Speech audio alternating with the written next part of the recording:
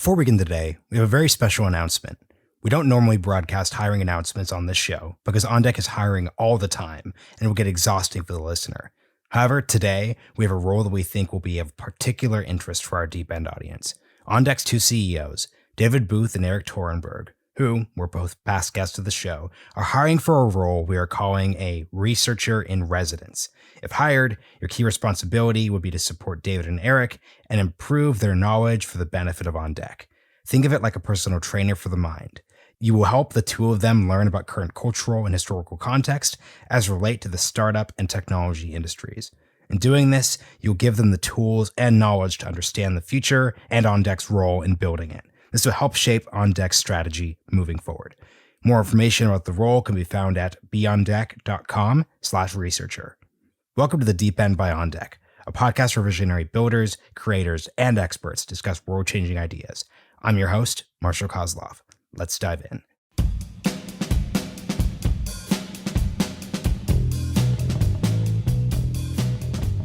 This is why, if you saw when the pandemic hit, Jack Dorsey committed $1 billion in donations. Okay. But if you looked very closely, he did it in Square stock, not cash. This is what the top 1% or the top 0.1% have already known for years.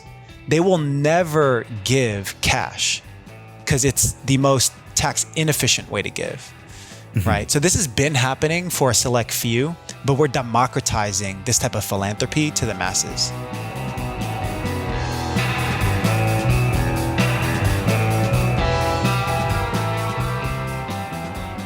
At the Deep End, we're creating a space where we skip the surface level and go in depth into ideas that inspire people to build. I'll be your guide as we explore possible futures of internet communities, creator tools, climate tech, longevity, and much, much more. There are no experts in uncharted territory, only pioneers. The Deep End invites these trailblazers to turn their experiences into the knowledge and ideas that others need to start their own founder odysseys. Joining me this week in the Deep End is Vance Roush, founder of Overflow. Overflow is building the infrastructure to make generosity frictionless across every major asset class. Vance is on a mission to democratize philanthropy for the masses. Through his experience with churches and other nonprofits, he's become keenly aware of how the top percentile has leveraged wealth management tricks and tips to donate stock instead of cash for decades. There are huge tax and savings benefits to doing this. Vance knows that the benefit can be extended to others with technology. This conversation is about how and why philanthropy can be diversified across asset classes. At OnDeck, we have an obsession with access because we believe that talent is broadly distributed, but opportunity is not. In 2020, we created the OnDeck Access Fund to enable more people from around the world to participate in our programs by removing financial barriers. In 2021, we've awarded scholarships to more than 1,000 fellows, totaling more than $1 million. And this is just the beginning. We've recently announced ODF Advance, a program to provide up to $25,000 in funding to would-be founders who are exploring a startup idea. Through our access initiatives, we are unlocking opportunities for thousands of high-potential entrepreneurs. If you'd like to learn more about our access initiative, visit beondeck.com/access-initiative. All right, let's dive in.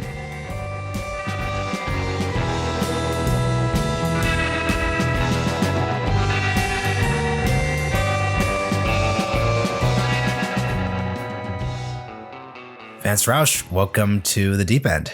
Hey, thanks, Marshall. It's so great to be here. Let's start with the most obvious and important question when we'll continue zooming out and zooming in on your focus, philanthropy, all these spaces. What is Overflow? Yeah. Overflow is an online donation platform that enables nonprofits and now actually corporations to accept stock donations towards causes that really need more resources. So we have started with publicly traded stock, but our mission and our vision is to build the infrastructure that makes generosity frictionless across every major asset class. So recently, through a partner, we've unlocked cryptocurrency donations as well and have aspirations to unlock more and more asset classes so that we can get resources into the hands of the people that are honestly, diving into some of the most pressing problems that we have in the world. As I was reading and listening to you describe the company. I've always just everyone check out Eric's Village Global episode around this topic. I was thinking, who is this focused on? Because when you think of philanthropy, donations, you're thinking of foundations, you're thinking of very wealthy people who are donating cash in order to get their taxes lowered in various degrees. Also, people are acting in good faith too, but those are obvious categories. But when you're talking about granting stock, when you're talking about sending cryptocurrencies, like who are the people who aren't engaged in philanthropy or are, but would do it in a heightened fashion if this were addressed? Yeah. So originally, this strategy of donating stock was restricted to the top 1%, right? Really for high net worth individuals that understood by their wealth manager or their financial advisor that donating appreciated assets held for at least a year is the most tax efficient way to give because of the capital gains tax savings that you protect essentially. And specifically for philanthropy, when the nonprofit, the 501c3 accepts the security and whenever they liquidate the position, they actually are not subject to any capital gains tax, right? As a 501c3 tax exempt organization. This is what the top 1% have known for years, right? What we're starting to see that many people probably listening to this know is that there's now a top 10% that has been growing. There's actually over 600,000 millennial millionaires now. And a lot of that has been because of technology, tech careers. Another reason is because there's been a little bit more access through technology towards securities and investing.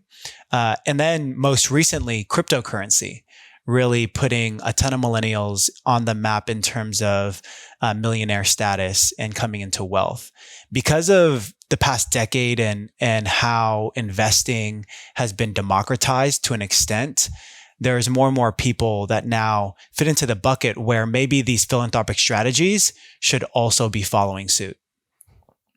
You know, it's interesting. You describe frictionless giving as someone who, and I think this is probably most folks in the audience, whether they're wealthy or not, most of your donations they're not incredibly high. You're probably not doing it for tax purposes. So the concept of friction doesn't really come to mind. So when you were describing the world that you're trying to really build, we'll get to this in a second, but you made a reference to this idea of increasing the actual global pie of philanthropy.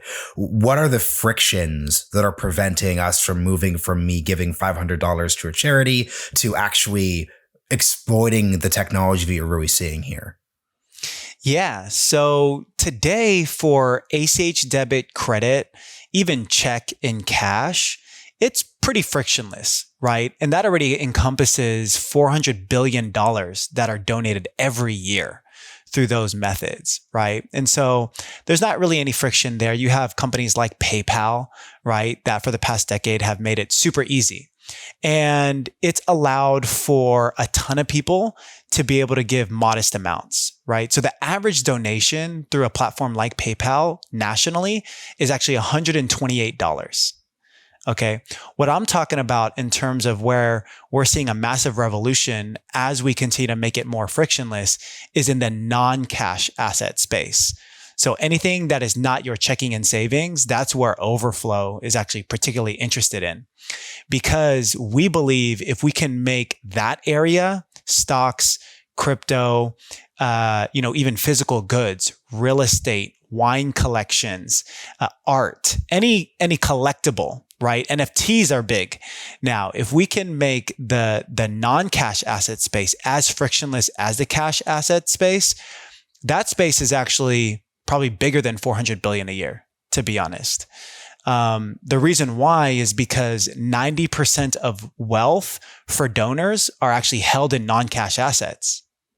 So it's the biggest missed opportunity in the philanthropic space at large is that all the technology on donate pages of any 501c3 is gearing towards somebody's checking and savings, but they only have 10% of their wealth there, right? What if we could unlock the rest of the 90% of their wealth? So what we're seeing through the Overflow platform is I just pulled this just a few weeks ago.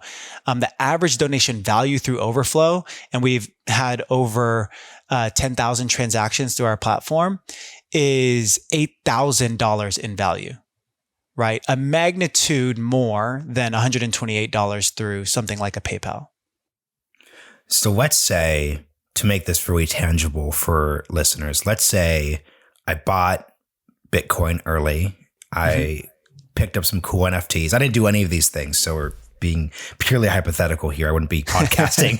I think if that were the truth of my story here, but let's say I've done these things and I want to donate. Like what are the barriers in front of me as we're dealing with these non-cash assets that you're referring to? Like what are the actual frictions that I run into? Because I'm guessing I can't just snap my finger. And I'm guessing the barriers probably aren't just on my end, but they're actually on the end of the actual 501c3 organizations, philanthropies as well too. Yeah. Well, let me take a stock example that would be a little bit easier to illustrate for our audio listeners. So let's say that, Marshall, you were an early employee at Tesla. Okay. So your cost basis, let's just say, is super low or minimal in your Tesla position, essentially. We saw just a few weeks ago, Tesla bust through 1,000, right? So let's just say, for example, you have $100,000 worth of gains in your Tesla position, and you've held that position for at least over a year, right? Because you've been an employee there for the last decade. Okay. So, number one, let's talk about the tax savings portion of this, and then we'll talk about the mechanics of the nonprofit and their back end.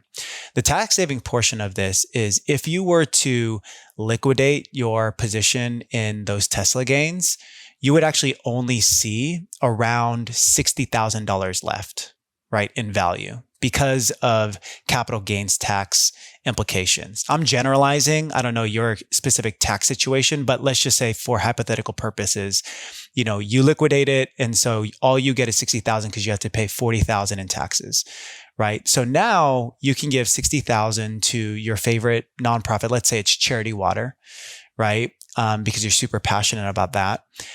So now when you give that, $60,000, you can take a $60,000 charitable tax deduction on 2021 year end, right? So that's kind of the tax implications, for that type of donation. But if you were to actually donate that position directly to Charity Water through a platform like Overflow, what you would actually do is transfer all 100K of the value, and you would be able to deduct on your charitable tax deduction $100,000, which is already a huge tax savings. So much more than if you got $60,000 as a deduction, right? In addition to that, when the nonprofit 501c3 charity liquidates that $100,000 position, they get all $100,000 because they are tax exempt, right? And so it's a win-win situation. Let's take it one step further. This is what they don't want you to know. Okay, Marshall? Let's honest say question. you Honest question. Yeah. You could be using that term like facetiously, but like who's they? Yeah. I'm asking, is there a they? What they don't want is that an actual they, or is that just like a metaphor? I think I used it more, facetiously and as a metaphor. But what I will say is that largely the they historically has been the brokerages that have the motivation to keep your shares in your brokerage account because they have an AUM that they make a fee on. So there's no incentive for a brokerage. And this is part of the thing that I'm going in, why the system is actually broken. There's no incentive for a brokerage to make it easy for you to donate stock outside of their brokerage to a nonprofit's brokerage, especially if that nonprofit's brokerage is different from their brokerage, right? Because they make a 1%, AUM off of the total value that's in your brokerage account with them. So why would I'm not going to call out any brokerages, but why would an XYZ brokerage want you to donate it away from their care? right? So that's partly the they, and we can dig into that more. But essentially, if we double click a little bit further into now the free cash that you have, because let's say that you're an annual giver, that you actually give every year end, and you would have given $100,000 anyways, but you did it in this super tax efficient way. Now you have $100,000 left in your checking and savings account. That's free cash on hand. If you still believe in Tesla, you can actually fully rebuy back your position with that cash you have on hand that you would have given. And now you've reset your cost basis in Tesla, right? So now you got it at the 100K cost basis. And so if it goes up to 200K, your delta isn't 200K, it's only 100K. So you've minimized your capital gains for the next tranche, essentially. So this is the stuff that they don't want you to know. Is the scenario you're describing happening now, or is this something that? Okay, so that's helpful there. So let me give a real tangible example, Marshall. This is why, if you saw when the pandemic hit, Jack Dorsey committed $1 billion in donations. Okay. But if you looked very closely, he did it in Square stock, not cash. This is what the top 1% or the top 0.1% have already known for years. They will never give cash because it's the most tax inefficient way to give, right? So this has been happening for a select few, but we're democratizing this type of philanthropy to the masses. Okay, that's really interesting and hopefully helpful to me in some way. So something, and this came through during your conversation with Eric, something I'm really curious about. You obviously have a lot of thoughts on charities and nonprofits. You co-founded a church, so this is a space that you've been engaged with. And yeah, something I was thinking about as you all were having your conversation was, to what degree do you see the onboarding of this top 10% that you're trying to focus on? Not solely just to the top 10, because obviously we want a world where everyone could do things, but you're describing a phenomenon where this isn't just a 1% conversation now. The total addressable market's expanding towards, obviously we want a world where, everyone could do things. But as we're seeing more people enter into the field where this conversation is relevant, how do you see their onboarding? Let's say that you are successful with Overflow.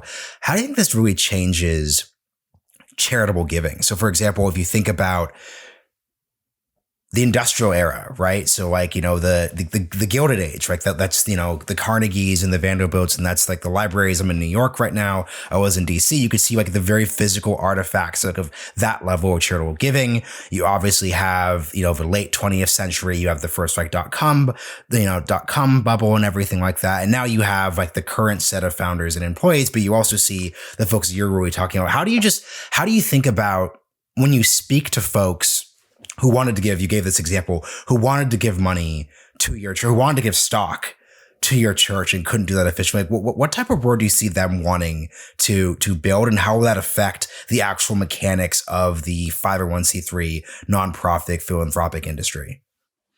It's massive. There's a massive transformation that is going to be had in the next 10 years in the philanthropic space, the way that nonprofits think about resources, how they accept resources, deploy resources.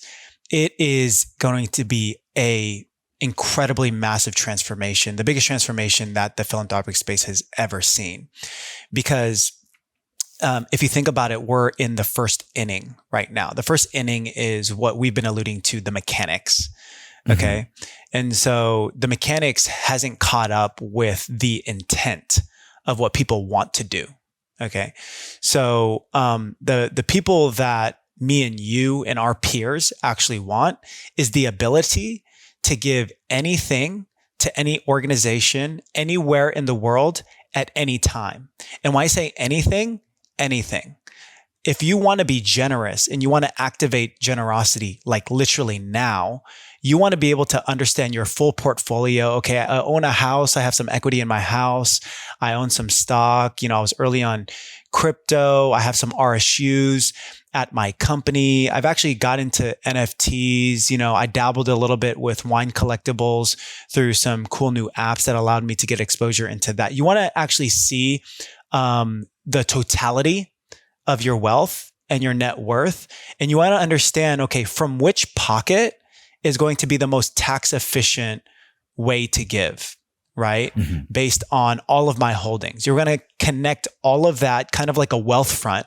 You're going to fully understand your wealth, and you want to understand what's the smartest way to give, because inherently I believe that people want to give, right? We saw that through things like the most recent Constitution DAO, right? That was actually positioned as a donation, even though there was no charitable tax deduction, but they raised 40 million in like a couple weeks, right? Even though there was no personal gain other than owning a piece of the rights to dictate what happens with this copy of the Constitution. We saw this in 2020 with Black Lives Matter. In 2 weeks, millennials rallied together and raised $40 million for social injustice. I just fundamentally believe that people want to be generous, but the mechanics have to be super easy. So the world in which we operate is we want to be able to give anything to any organization anywhere in the world at any time, right? So what does that mean though for the nonprofit?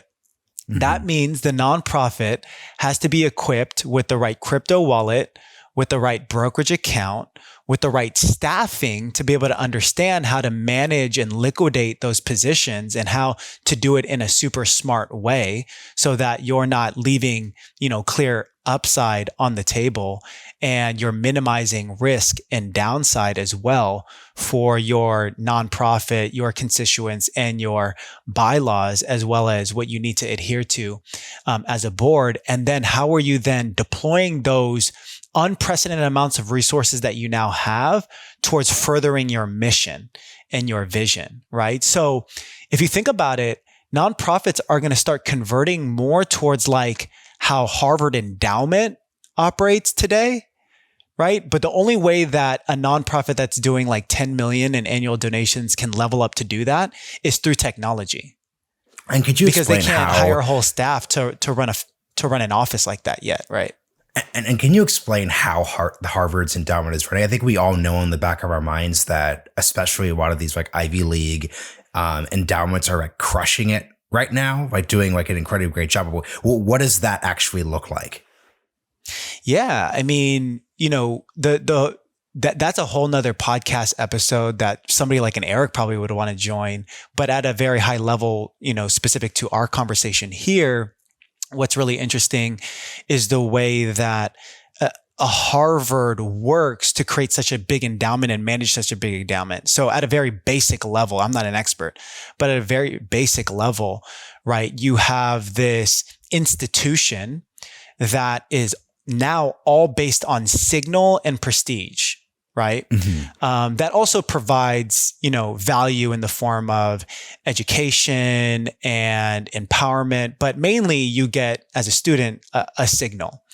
And from doing your time and attaining that signal, then you are then deployed into the workplace. And because you have that Harvard signal, you get a disproportionate advantage in earning a lot more earlier, right? And because of that, it becomes this, perpetuating cycle for the Harvard signal, because Harvard's really smart. They have a whole team of fundraisers, right? Literally, like, because they, have spun up this endowment and they have so much resources and they have this war chest, they can build out things like armies of fundraisers. And that's why with any university, whatever alma mater you have, you hear from them constantly about donations, right? And because at Harvard, you have this big affinity to your alma mater because you believe that they really help you get to where you are at today and you're successful and you're doing well, you're going to give a portion of your wealth or your success back to the university, right? And then that university is going to roll it into an endowment. And then now they have this endowment to be able to now hire literal wealth managers, financial experts to then manage that endowment, deploy that endowment into venture capital, and continue to grow that endowment, to multiply it, over year after year. And so that's just a very basic level. But if you think about it, if we allow more and more resources to be unlocked for the $10 to $100 million a year nonprofit, and we actually allow them margin now to play with, they can actually operate at a higher level like a Harvard endowment and start thinking more visionary instead of thinking paycheck to paycheck, right? So what a lot of nonprofits in the 10 to 100 million range are doing right now is thinking about, okay, we need reserves. We can't be too risky. We need to just make sure that we can fulfill on this year's budget and this year's plan of execution, right? And they're not able to think about 10 to 50 to 100 year plans like Harvard is able to do, right? And so that changes the game. That's like a completely different mindset. It's a completely different staffing requirement. It's a completely different set of platforms and resources that a nonprofit is going to need to be able to acquire in the next 10 years so that they can continue to achieve their mission and their vision.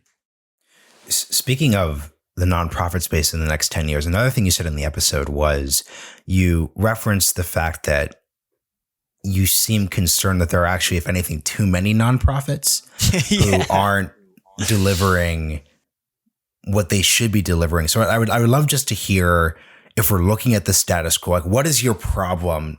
Not in a personal sense. What's your beef? What is your critique of the nonprofit space that you're encountering? Because the one thing I'll add here, when I first came out to Silicon Valley, and by that I mean the Bay Area, pre-COVID, of course, I came from the East Coast. I came from Washington, D.C. There's a lot of nonprofits. There's a lot of engagement. That's something you do.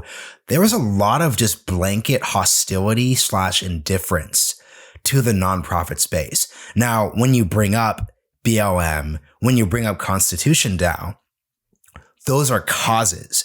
So there's interest in causes, but I know very few founders, VCs, et cetera, who are excited about some 501c3 in the way that East Coast wealthy folks are. So I'd just love to hear your perspective on all of these different dynamics, because I thought that your articulation of what you saw as the problem is really interesting. Yeah, that's a really good way to frame it. My critique on there being too many nonprofits is that, the for-profit space is you survive when you provide value, right? There's a value exchange, right? And so that's why there's not 1.5 million publicly traded companies, okay?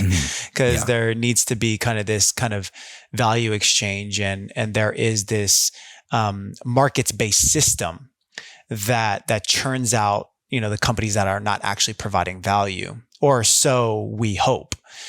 In the nonprofit space, you actually don't have to provide value to exist. A nonprofit can exist with just one donor that pays enough for the salaries. Does that make sense? So that means that there's literally, you can have 1.5 million to infinity, just as long as you have enough people that you're convincing who's happy with. It's very which is kind of funny, because on one level you kind of see this with Tyler Cowen's Emergent Ventures thing. There's a good version of that where sometimes there's one person and they're excited, they want something to happen. The bad version is on and on and on and on and on and on forever. Exactly. And so what that does is it's an inefficient deployment of capital, because you're convincing maybe one person and you're doing a really good job of convincing that person to continue to contribute towards your nonprofit that's not providing value. Whereas that person could have been actually contributing to something that is providing value and has figured out an efficient way to create impact. Right. And so that's my biggest critique. And so I do think that connecting to your point about how it seems that people on the West Coast, specifically when you moved, are a lot more interested in causes than maybe the institutional 501c3 like they were in New York for a certain echelon of people, is really not, the semantics of organization or 501c3 versus cause. I think it's more about there's clarity around what we're trying to achieve. And there's clarity on what $100, $1,000, $10,000 will do. And so good examples of this are organizations like Charity Water and News Story, right? So these are nonprofits that, I really look up to. News Story is actually one of our customers, one of our earliest customers. And these type of organizations have done a brilliant job saying things like X amount of money builds a well, or X amount of money literally builds a house. And we do it in a really cool way. We 3D print houses, right? And so those are very much 501c3 institutional organizations that have tapped into the power of these cause-based movements that are very clear on what something, an amount, does for the outcome, right? Yeah. And I think that's really going to be table stakes at this point, especially for millennials. So whether you're an organization or a cause-based movement, that has to be table stakes. And I really like your point around this not actually coming down to the mechanics of 501c3s. It's just that News Story and Charity Water are organizations who've gotten really good at articulating the dynamic you're talking about. And as we're imagining what does this philanthropic world look like in 10 years, a key part of the skill set is going to, in certain industries, it's going to have to move from maintenance to something much more founder and story centric. So I think that's really interesting.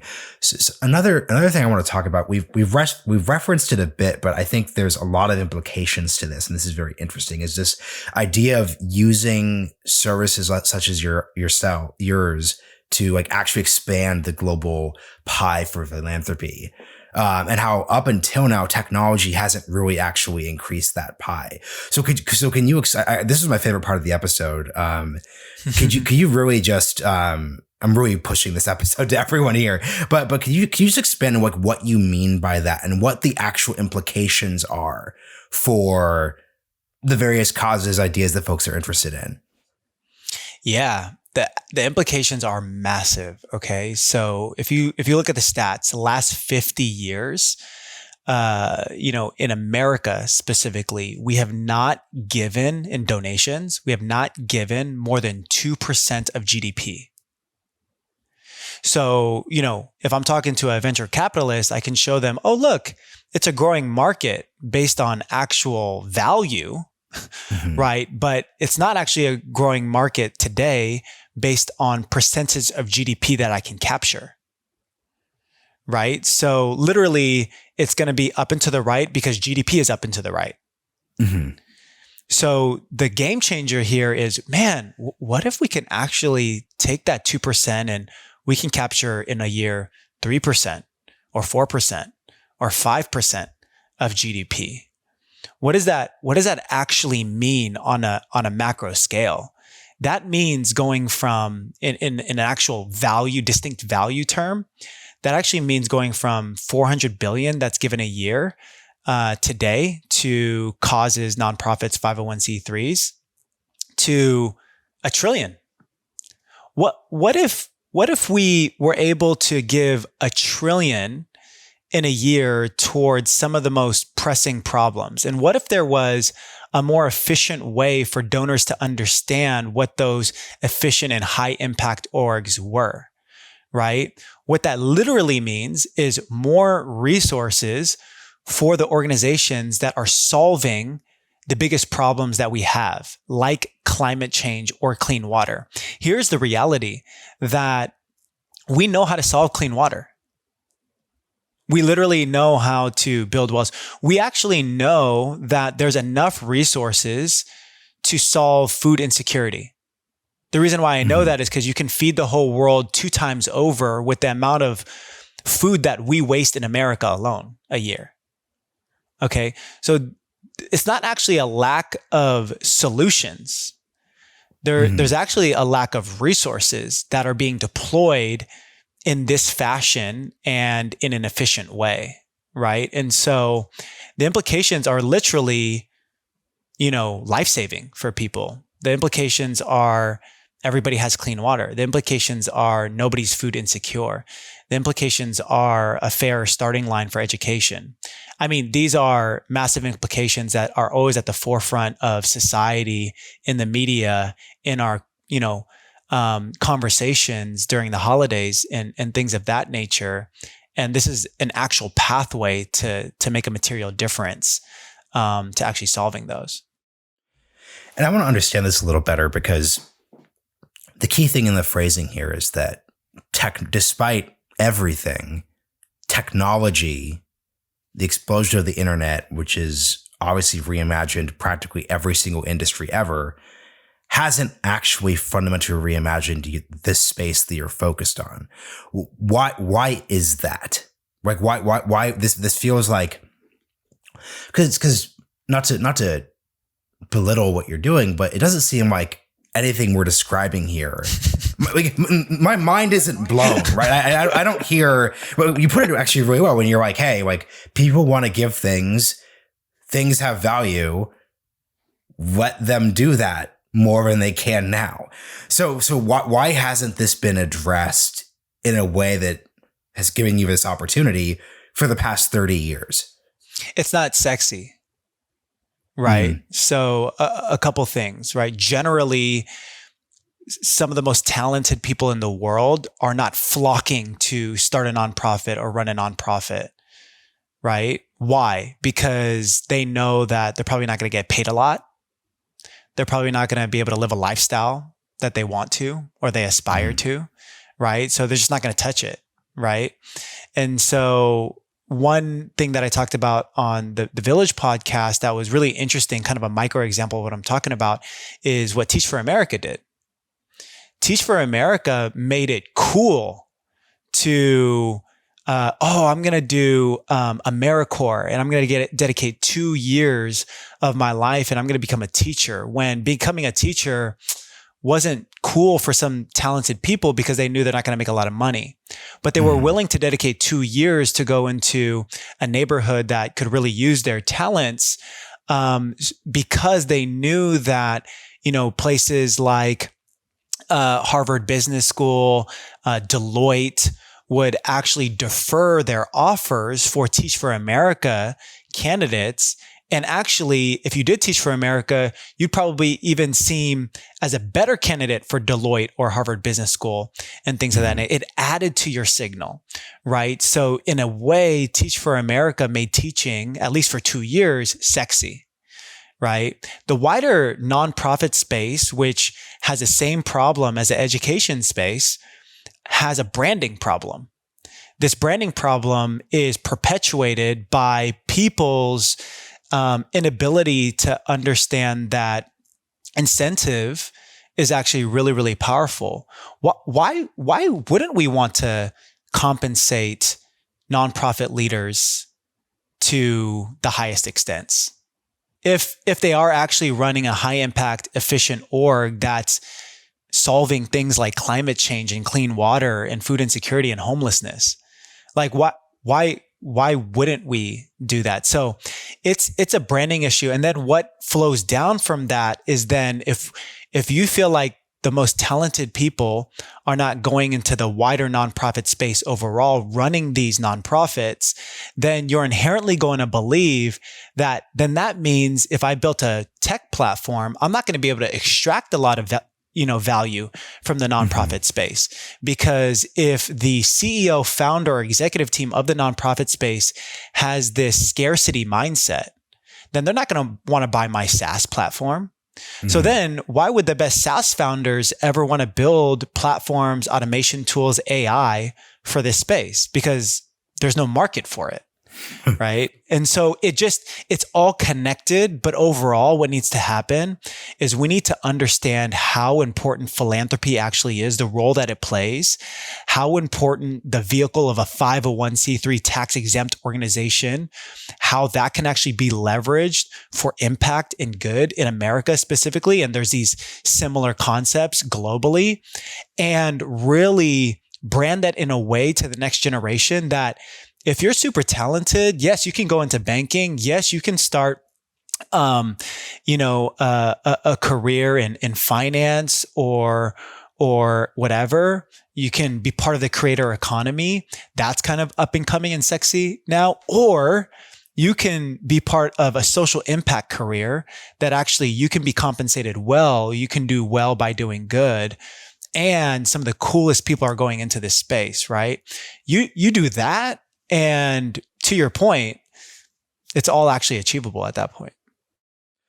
An obvious question I should have asked earlier was founders, investors, et cetera, they want to be able to give assets with value, but do nonprofit folks want to receive NFTs? That's a very specific example, but how does the receiving end that oftentimes is actually very comfortable with the current status, with the status quo, with the current model, how are they thinking about these things? Yeah. So most nonprofits and the operators behind them don't need or want a Beeple digital drawing, right? Most nonprofits don't need or want a super rare wine from Tuscany, right? Most, nonprofit operators don't really care to hold Tesla stock, right? But what they want is the value behind that asset so that they can deploy that capital that they've exchanged for value into their mission and their vision, right? So that's what they ultimately want most of the time. But this is where I'm talking about in terms of the transition of mindset and the transformation that we're going to see as nonprofit organizations, is that it will evolve to the point where they will not just be thinking about, okay, what capital do we need to get today so that we can deploy for this year? But they're going to be talking about, oh, what's our 10-year, what's our 50-year strategy? And how do we actually hold some assets in a portfolio? How do we create endowments so that we can actually not just deploy and execute for this year, but we can execute for the next few decades? Some people even may be thinking about executing for the next couple centuries, right? That's, I think, going to be a massive mindset shift that, some of the most successful nonprofits in the world are going to start thinking like. Something I'm curious about, because you brought it up, is as someone who's looking at this space and is looking at the type of causes or actions or call to actions that excite people in this target market, what are your takeaways from Constitution DAO? Things didn't need to be tax deductible. People were just excited about the mission. How do you, and once again, like the dust is still settling, but what are your immediate thoughts, and like, what are the lessons that folks who are looking at these spaces should take away from? Yeah, that's a really good question. I think a lot of things were converging specifically with the Constitution DAO that made it particularly hot, right? I think the concept of a DAO and the conversations around the tool or the vehicle of a DAO has just continued to accelerate in this past year, right? So this idea of a corporation entity-like structure that's written on the blockchain, just generally, I think people have just been hungry to apply it somewhere, right? Yes. And there was this opportunity that, converged with, the copy of the Constitution. And another theme that's been happening over the past year is just this idea of collectibles, right? NFTs is an example of that, but you have other companies like Rally Road that are securitizing literally anything, baseball cards, rare cars. So this idea of collectibles also has been really, really hot. So I think you had these kind of two hot trends colliding together, even though it probably wasn't the best application of a DAO, in my opinion, because ultimately, right, the DAO lost, right? Mm-hmm. Maybe it wasn't the best application of it, but what it did prove is that when you have, when you remove friction, right? Mm-hmm. When you take away the ability to have to actually have people write contracts or DocuSign contracts, when you take away the ability of having to fax forms in to transfer assets to be part of something and get lawyers involved and stuff like that, when you remove all of that and then you put something really exciting in front of people, so the DAO removed the friction and the collectible was the exciting, compelling event, you can actually rally tens of thousands of people in a blink of a moment, right? In 7 days is the key thing. In 7 days, right? And so that's what is really interesting about technology and what it's doing. And so we've seen that though, even without the concept of a DAO, like I said, I referenced it earlier, we saw that with Black Lives Matter and Venmo. Mm-hmm. Okay. It's another example of the phenomena around, because of technology, it doesn't actually matter what the actual vehicle is, but if the vehicle makes it frictionless, people will rally. Yeah. People are ready to give. People are ready to be part of something that's beyond themselves. And that's actually the fundamental principle of which Overflow is all built on top of. It's built on top of this ancient proverb, Proverbs 11:24. The world of the generous gets larger and larger. The world of the stingy gets smaller and smaller. I'm making, as a founder of Overflow, a fundamental bet that that principle is true. That when somebody gives, their life is enlarged. That literally they will receive a dopamine, right? On the level of going to shelter or eating food. That dopamine will be so high that they can't help to want to do it again. Right? That this is how hardwired we are as human beings, that we want to give, we want to be part of something that's beyond ourselves. Mm-hmm. And if that's true, Overflow is going to be a really, really big movement.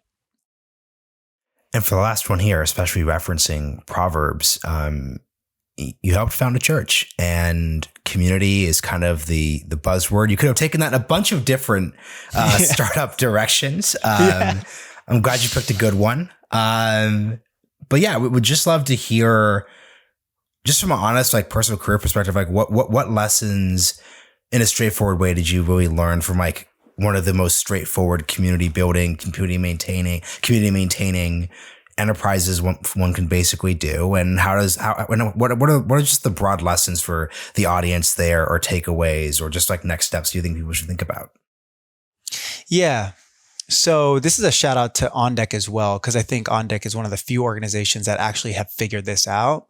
But community is such a buzzword, right? We know this because, investors now see it as a moat. Investors see it as another way towards protecting your revenue and your recurring revenue and unlocking new revenue and things like that.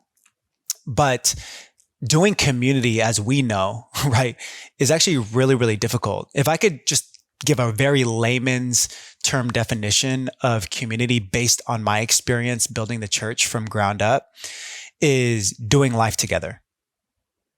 Can you facilitate an environment where people are actually doing life together? Right? And so community is not a Slack channel. Community is not a Discord. Community is not the tool, right? That you build.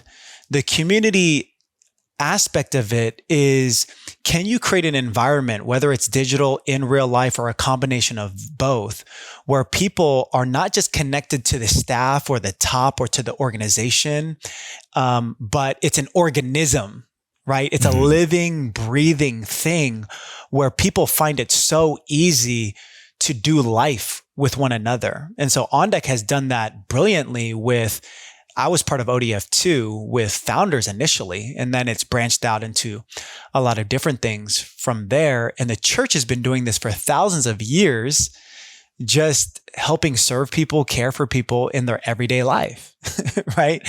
And so what I've seen is that doing community in a very genuine way, in a very real way, is actually super difficult. Mm-hmm. Why? Because people are messy. People got problems, right?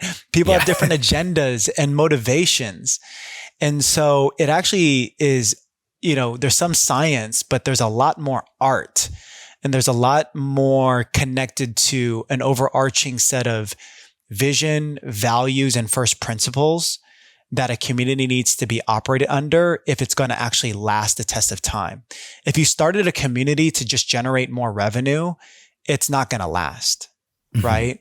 But if you truly started a community based on a first principle vision, mission, and guiding principles, it has the potential to last. But even then, executing it in a wrong way, not evolving in the right way, can still kill a community, right? But a lot of what we've been able to see at the church, because we are aligned to an ancient document that's been around for thousands of years, we have a set of really strong first principles that we operate under that has really boded well for us and allowed us to actually facilitate a community over 10 years now where people are actually doing deep life together and they're actually super loyal to each other at this point. Really well said. A lot of news you can use there. So Vance, where should people go to check out the rest of your work, everything y'all are building there? Yeah, absolutely. So anybody can contact me at any time, vance@overflow.co. Our website is overflow.co. You can also search that on Twitter, LinkedIn, Facebook, Instagram. We're on all those different channels. And Marshall, it was such a good time to just chat with you. Yeah, thanks for joining. Absolutely.